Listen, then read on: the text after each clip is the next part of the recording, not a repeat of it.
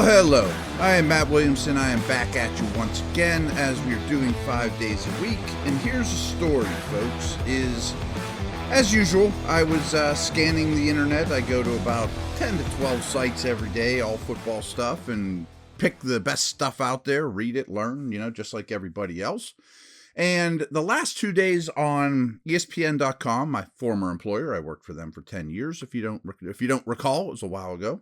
Bill Barnwell, who does excellent work. He's a Football Outsiders background analytics type guy, but also sees the game really well just in general. I really enjoy his work, learn a lot from him in general as well.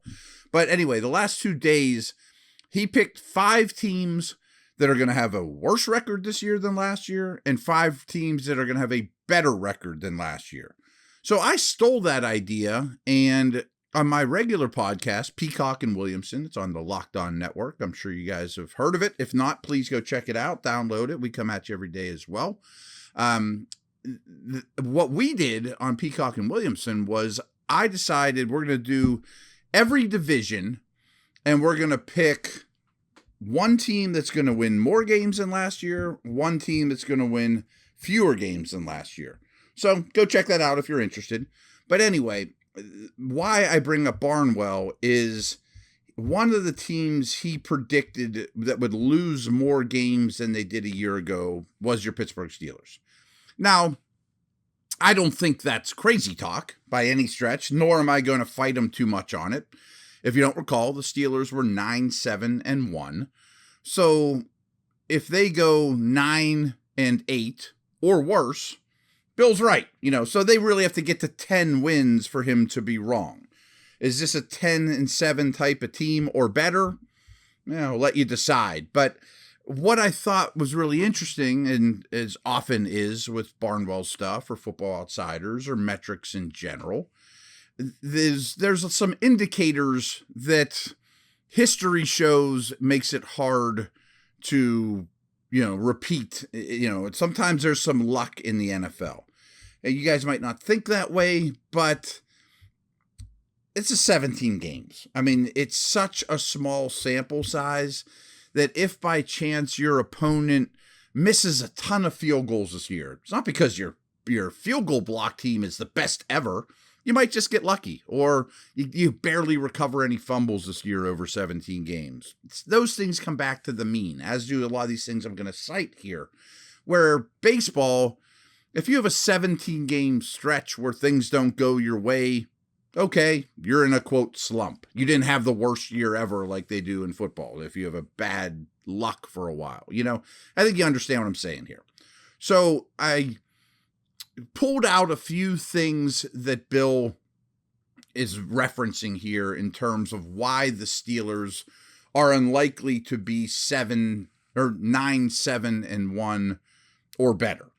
So here we go.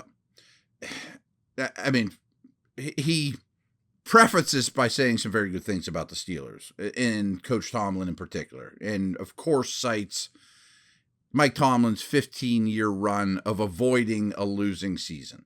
And even 2019, when this team went 500 with a younger, worse version of Mason Rudolph than the one we know now, and Devlin Duck Hodges. So everyone remembers that stuff. But here's some things about last year that are concerning, and history shows they often go back to the mean. While they, we know they had a winning record last year, but the Steelers were outscored by 55 points last year. Point differential, yards per play differential usually tell a better story than record, but there's also an art to winning games you shouldn't. We'll get to that too. So I'm a big believer in DVOA, which is just Football Outsiders' method for analyzing teams, power ranking teams, who's got the best DVOA, offense, defense, special teams. So last year, the Steelers were 23rd in overall team DVOA out of 32. 2020, they were 8th, so they were going backwards. Here's also something he mentions is they're usually dominant defense facing the toughest slate of opposing offenses in the league and getting little help from their offense ranked 22nd in points allowed. Well, I think that's really interesting that all metrics basically, and I knew this, I haven't mentioned to you before, the Steelers faced the toughest slate of offenses in the league last year. Like, that's going to get easier, folks. So, yes, they allowed the 22nd most points, but they were only 14th defensively in DVOA. So they were middle of the road or better in defense. So I think that's a strike in their favor, is I think they'll get more production, more from their defense because the offense will help them, and they'll face easier offenses than they did last year when they faced the hardest group in the league. Another thing that doesn't look so good for the Steelers is one-score games is a big indicator. So many games in the league come down to one score, 7 points either side, a high percentage, that most of them over the course of a long sample size break up into about 50-50. If the Bears play 100 one-score games over the course of 10 years, they're probably going to be around 500. So when you have a great record in one-score games or a really bad record in one-score games, history shows you're going to get closer to the average the next season. Well, last year in one-score games, the Steelers were 7-1-1. Really hard to sustain that. Beating Buffalo in week 1, overtime win over Seattle, beating Cleveland in Cleveland, beating the Bears by 2 points, tying the Lions, 1 point win over the Ravens when they were really banged up. They beat the Titans by 6, and a 3-point win in overtime over a Tyler Huntley-led Ravens team. So, that you only play who's in front of you. But if you include the postseason loss, which is not pretty against Kansas City, obviously, the Steelers were 2-7 against teams that would eventually finish with a winning record. And those games, those 7 games when the Steelers faced an opponent that finished the season with a winning record, on average, the Steelers lost by 11 points per game. So they got beat bad by the good teams. But they survived by going 7-1-1 against all the sub-500 teams. Well, I get that. And folks, they're going to play good teams and bad teams this year too, and they're going to lose some good teams and they're going to beat some bad teams. Okay, but the teams that were sub-500 that the Steelers got 7.5 wins against, they only won those games by an average of 2.9 points per game, where they lost to the winning teams by an average of 11 points per game. Want to go backwards just for a second, though, because I talked about those one-score game situations where the Steelers were 7-1-1 last year. And as I told you, history shows it's unlikely to keep up.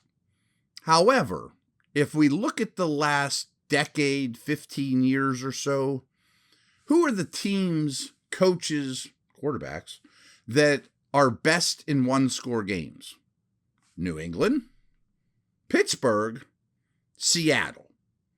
Now, I think Pete Carroll, Mike Tomlin, and especially Bill Belichick are all going to end up in the Hall of Fame, and as are Ben, Brady, and Wilson.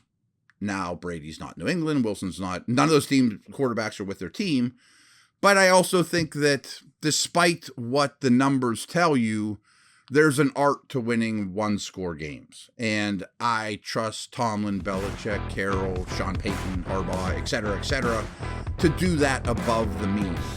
Especially with Ben, in his prime. So let's get to some Ben stuff here in a minute to wrap.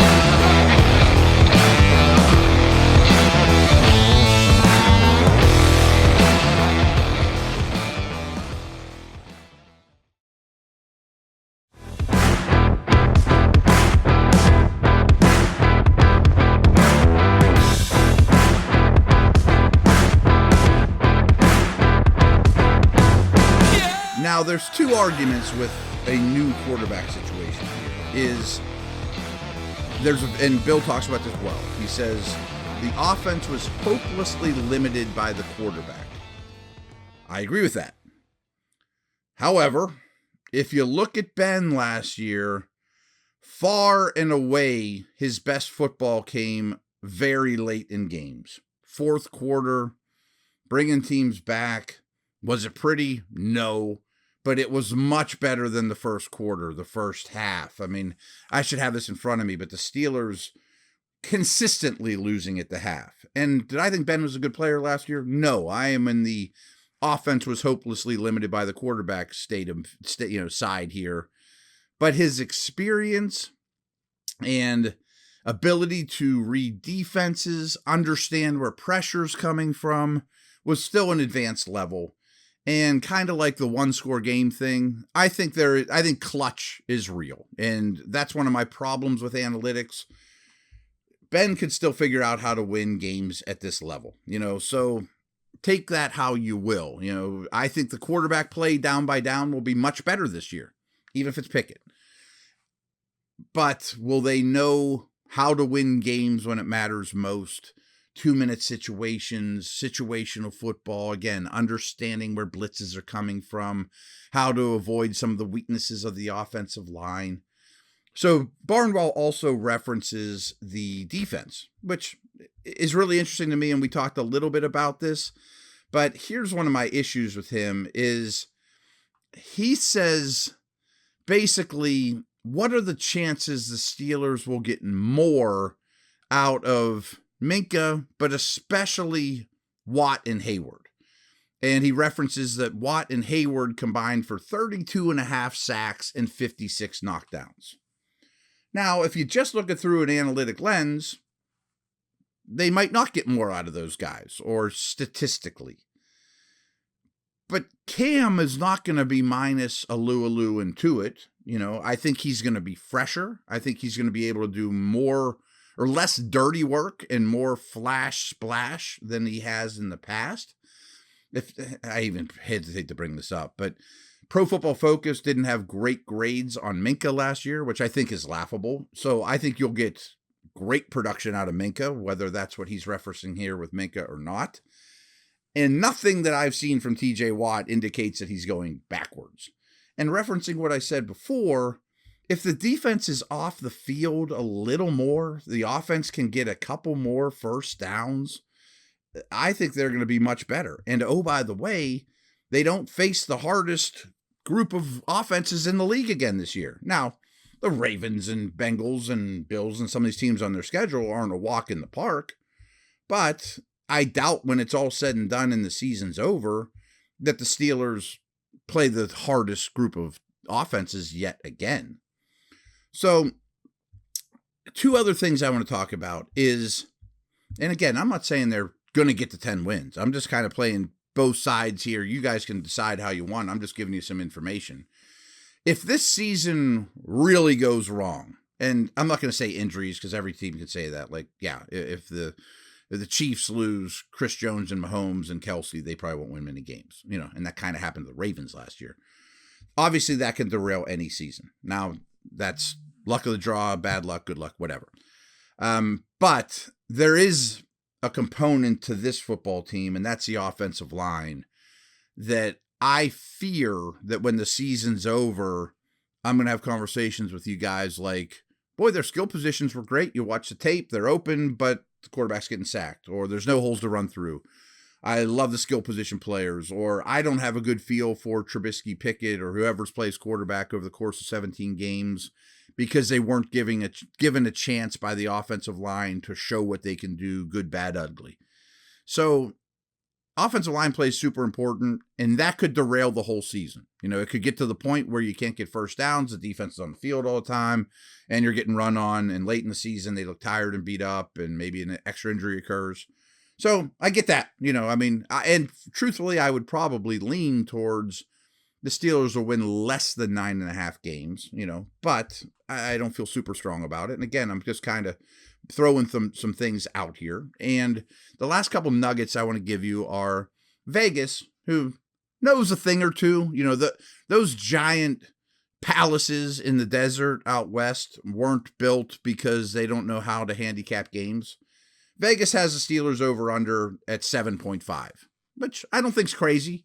I would probably go over. I think this team wins 8, 9, maybe gets a bounce, gets 10, maybe. But if things go terribly wrong, and we've talked about some of this stuff, 7 or lower is not crazy. And they won 9.5 last year. So again, Bill was picking a team whose Vegas' over-under total is 2 full games less than what they won last year. Also, another reference, someone else here, Warren Sharp, who I very much believe in, is another analytics guy. I love the way he does strength of schedule. And what he does for strength of schedule, speaking of Vegas, is he takes all those over-under win totals, the Steelers account for 7.5, and figures out, according to Vegas, looking at all your opponents, who has the toughest schedule in the league, who has the easiest schedule in the league. Well, only the Chiefs, Rams, and Raiders have a tougher schedule than what the Steelers have on their slate, this year. So it's going to be difficult. And you've probably looked at their schedule, and there's not many gimmies there. I mean, it used to be, you're probably good for 4 wins against the Browns and Bengals back in the day. No. I mean, there's a couple on there that they're definitely going to be favored in, but not all. And then here's another one that I'm going to reference all the time is yards per play and yards per play differential. Because I really think when you break this game down to a play-by-play basis, it really tells you who's good and who isn't. So the Steelers only averaged 4 yards per play on offense. Every time they snapped the ball, they got 4.8 yards. Now, that sounds great. If you hand the ball to Najee Harris and he gets 4.8 yards every time he touches the ball, we're talking about, this guy's one of the best backs in the league. But 4.8 yards for an offense overall was very low. It was near the bottom of the league. You probably aren't going to get blown away by that, the Steelers offense wasn't great last year? No, it was very, very far from great. I expect that number to increase from 4.8 yards. But, for example, the Giants were at 4.7. Houston was at 4.7. Like, that was near the bottom of the league. The defense was mediocre. They allowed 5.5 yards per play, which is about league average. I mean, that's not bad. I mean, if the Steelers offense could get to 5.5 yards per play, you'd be in good shape. So when you combine those, though, the Steelers' yards per play differential, and to me, this is even more important than point differential, which wasn't favorable to the Steelers, was minus 0.7 yards. So, in a nutshell, every time a ball was snapped in a Steeler football game last year, they went backwards 0.7 yards. That was tied with Detroit. That was worse than Jacksonville, worse than Washington, worse than the Giants, and Baltimore was also 0.6 minus 0.6. And the end of their season was a disaster. So the Steelers' yards per play differential was only better than the Jets, who were at negative 0.9, and Houston, who was negative 1.2, which is remarkably bad. So the Steelers and Lions, who are coming to town here in a couple days, tied for third worst in yards per play differential. That's not a great indicator of where they're at. But you make decisions for your own. I thought it was a really good conversation. There's some points on both sides of that. And that's a wrap. I'll be back tomorrow. See you.